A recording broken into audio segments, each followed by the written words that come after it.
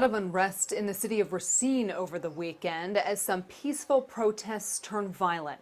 Fox 6's Evan Peterson joins us live now from outside the Racine County Courthouse with the message city leaders have for those taking to the streets possibly this evening. Yeah, hey there, Stephanie. Yeah, earlier I spoke with leaders here in the city of Racine, and they wanted me to say that they stand with the public, those who are protesting peacefully. However, for those people who are trying to create destruction and harm, they say they have zero tolerance for those kinds of actions. Together we are many, united we are strong. When it comes to protests in Racine, city leaders say there are two kinds of people.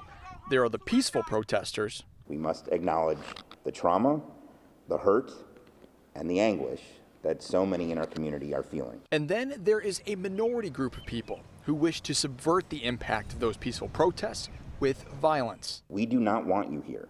We will reject your efforts and actively respond to your attempts to destroy properties and incite violence in our city. This comes after a popular community policing center in Racine, the Thelma House, was destroyed by rioters in a fire overnight. My phone has literally been ringing off the hook.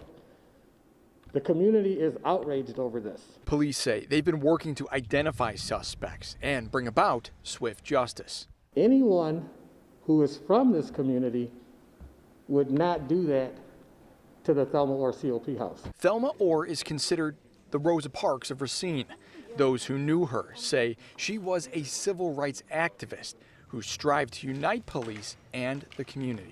My heart is hurting. I'm disappointed. Black Lives Matter! Not long after this announcement, peaceful protests pick up downtown Racine. This is what democracy looks like! As long as things continue this way, city leaders say everyone can get behind this. The destruction and violence does nothing to support our shared goals of social and economic justice.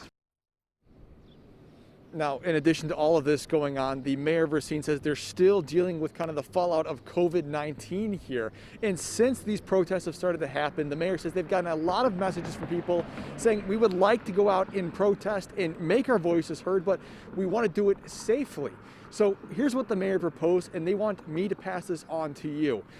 Tomorrow at 6 o'clock in the evening, they're asking people who would wish to protest or make their voice heard to take a knee in the front of their home or in the window of their apartment, again, safely, and kneel for 9 minutes. If they're unable to kneel, simply lighting a candle will also work. The mayor says he's asked a lot of the churches in the downtown area to ring their bells again tomorrow at 6 to show their support for those who stand behind George Floyd.